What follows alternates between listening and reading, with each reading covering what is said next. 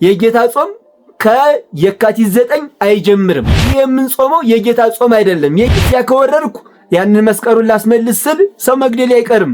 እናም የአብይ ጾም አቆጣጠር ይሄንን ይመስላል። ሰባቱ አጽዋማት ተነጣጥለው ቢቆጠሩ ከሰባት ይበልጣሉ።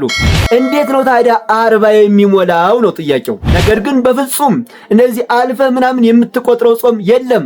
አንደኛው ቅዳሜና እሁድ ስለማይቆጠሩ ነው የሚል ምክንያት ይሰጣቸዋል። ነገር ግን አይደለም። ትክክለኛው ምንድነው? ጌታችን ኢየሱስ ክርስቶስ 40 ቀን ከሆነ የጾመው እኛ ለምንድን ነው 55 ቀን የምንጾመው?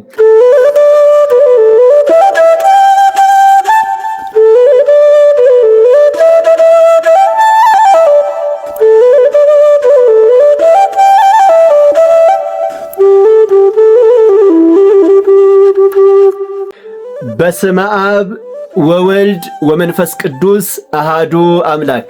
ውድ ኦርቶዶክሳውያን እንደምን አላችሁ? ሰላም እግዚአብሔር ከኔም ከናንተ ጋራም ይሁን። ከዩቲዩብ ላይ እንግዲህ ጠፋ ብዬ ከርም ያለው ለተወሰኑ ወራት ያው ባለመመቻቸት ምክንያት ነው። እንደ እግዚአብሔር ፈቃድ ደግሞ ዛሬ ብቅ ብያለሁ። ከእንግዲህ በኋላ እግዚአብሔር በወደደና በፈቀደ መልኩ ጥሩ ነገሮችን እንግዲህ ወደ እናንተ አደርሳለሁ ብዬ አስባለሁ። እንደ እግዚአብሔር ፈቃድ ማለት ነው። እንግዲህ ዛሬ ስለ አብይ ጾም በዚህ ቪዲዮአችን ማለት ነው ስለ አብይ ጾም በጣም ማወቅ ያለብንን ነገሮች እንነጋገራለን። እግዚአብሔር የሁላችንንም አይምሮ ይክፈትልን። ታዲያ ለቤቱ አዲስ ከሆናችሁ ምእመናን በቅንነት ማለት ነው ሚዲያውን ሰብስክራይብ አድርጉና ጀምሩት። ጥሩ ነገሮች ሲለቀቁ ወደ እናንተ እንዲደርሷችሁ ማለት ነው። በቅንነት እንደምታደርጉትም አልጠራጠርም። እንግዲህ በመጀመሪያ እንኳን እጅግ ለምንወደውና ለጌታችን ለኢየሱስ ክርስቶስ ጾም ለአብይ ጾም በሰላም አደረሳችሁ።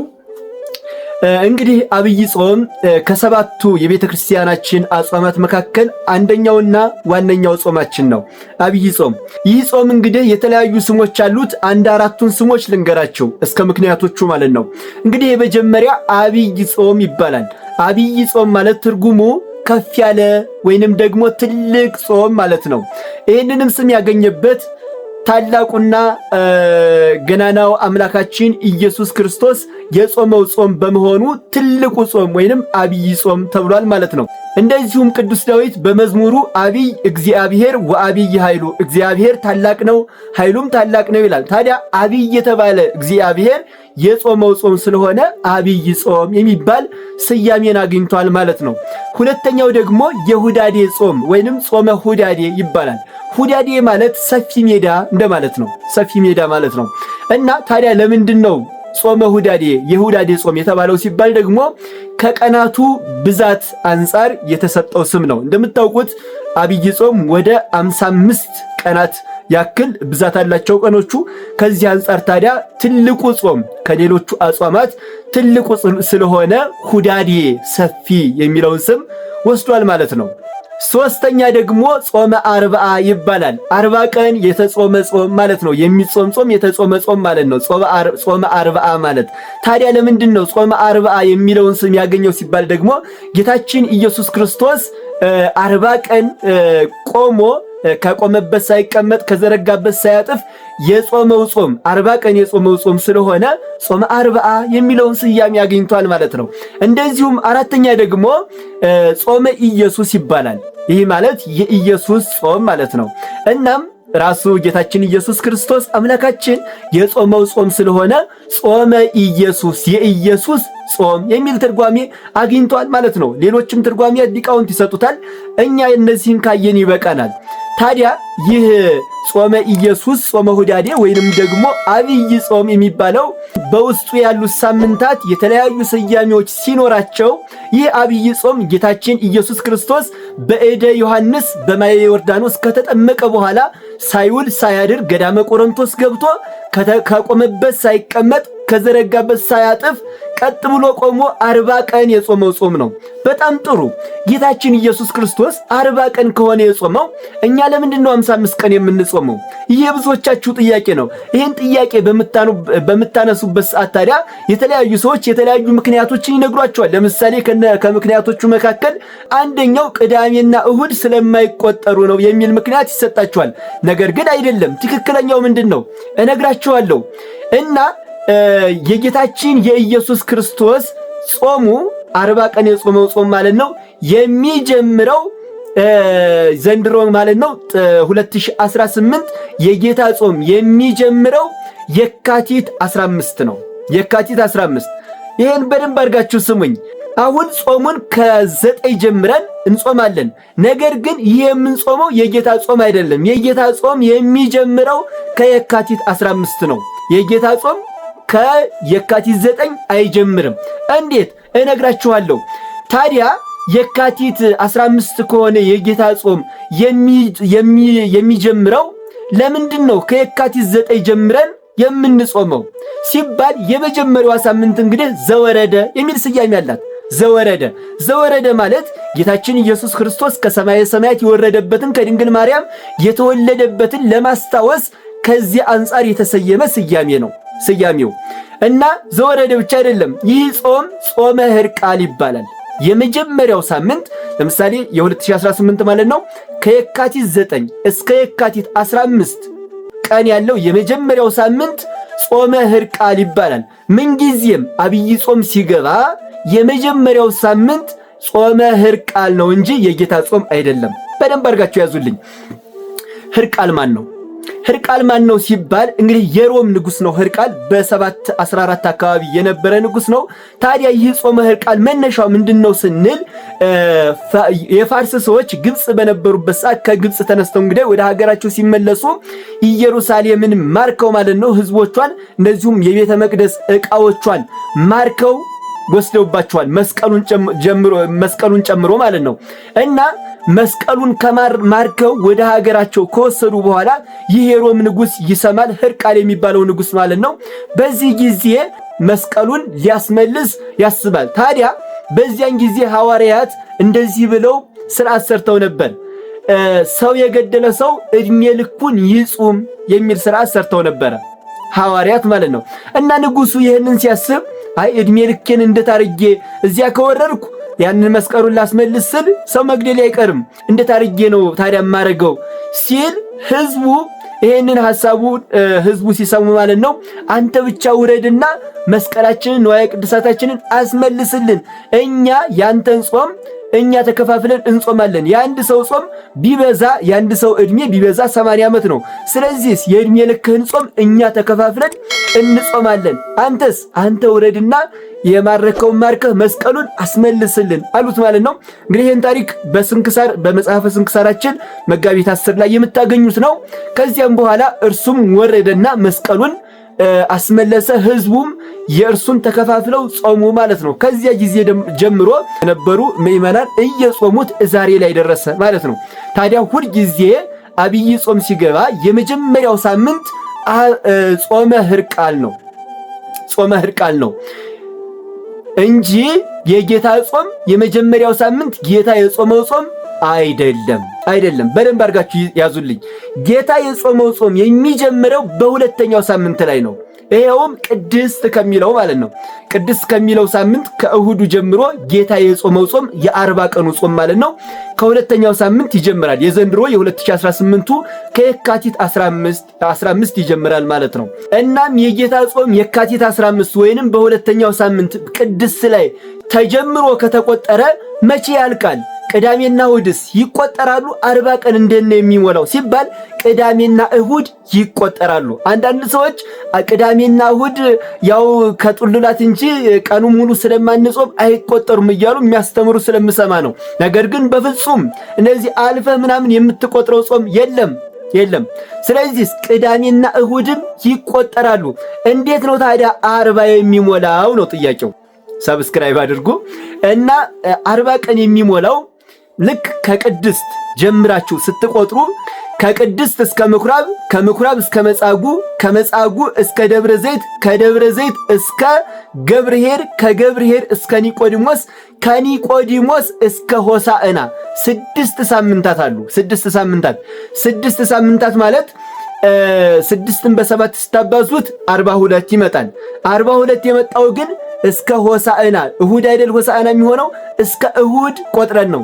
ነገር ግን የጌታ ጾም ቅድስት ላይ ይጀምርና ልክ የኒቆዲሞስ ዓርብ ላይ ያበቃል። የኒቆዲሞስ ዓርብ ላይ ተጽዕኖ ይባላል በቤተክርስቲያን ቋንቋ ማለት ነው። ዓርብ ተጽዕኖ እያሉ ካህናቱ እንደውም እንደ ታቦት መጽሐፍቱን ተሸክሞ ምናምን በቤተክርስቲያን ሲዞሩ ታያላችሁ። እና ልክ የቅድስት አሁን በ15 ጀምሮ ማለት ነው የቅድስት ላይ ይጀምርና የጌታ ጾም ኒቆዲሞስ ዓርብ የኒቆዲሞስ ዓርብ ላይ ያበቃል። ስንት ቀን ማለት ነው? 40 ቀን።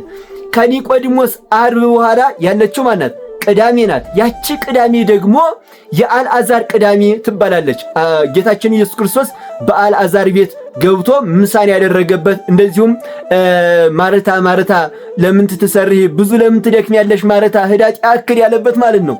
እና የአልዓዛር ቅዳሜ ትባላለች ያቺ ቅዳሜ። በማግስቱ ደግሞ ሆሳዕና ነው ማለት ነው።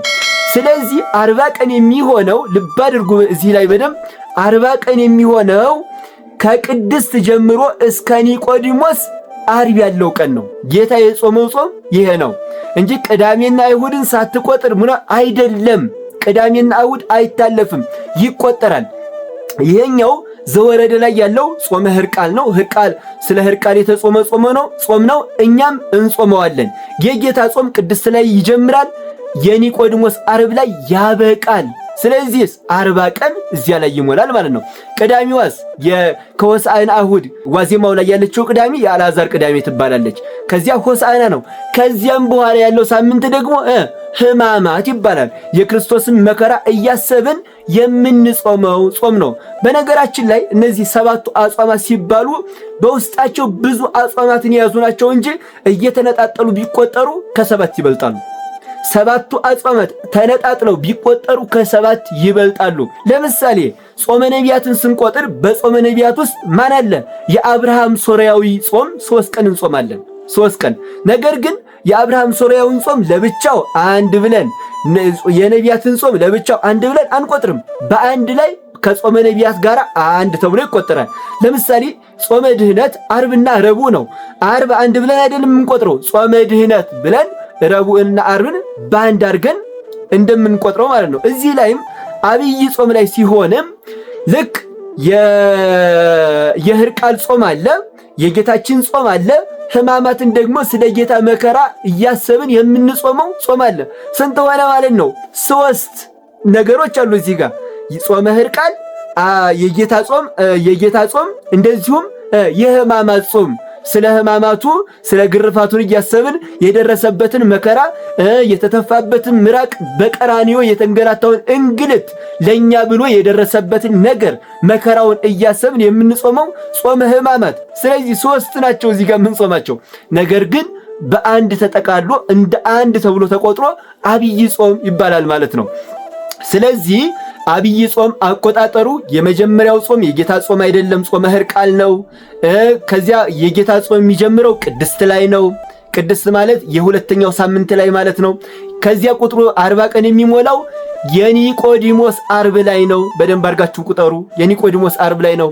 ከኒቆዲሞስ ዓርብ በኋላ ያለችው ከሆሳዕና ዋዜማ ያለችው ቅዳሜ የአልዓዛር ቅዳሜ ትባላለች። ከዚያ እሁዱ ሆሳዕና ይባላል። ሆሳዕና ለወልደ ዳዊት እያሉ ህዝቡ ጌታ በአህያዋና በውርንጭላዋ ላይ ተጭኖ ወደ ቤተ መቅደስ የገባበት ቀን ሆሳዕና ይባላል።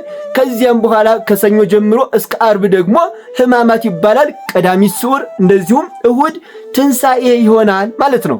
እናም የአብይ ጾም አቆጣጠር ይሄንን ይመስላል። አንዳንድ ሰዎች ቅዳሜና እሁድ አይቆጠርም ምናምን የሚሉ ሰዎች ሲሰሙ እንደዚህ ይሄ ትክክል አይደለም በሉና በደንብ ያዛችሁትን አስረዷቸው።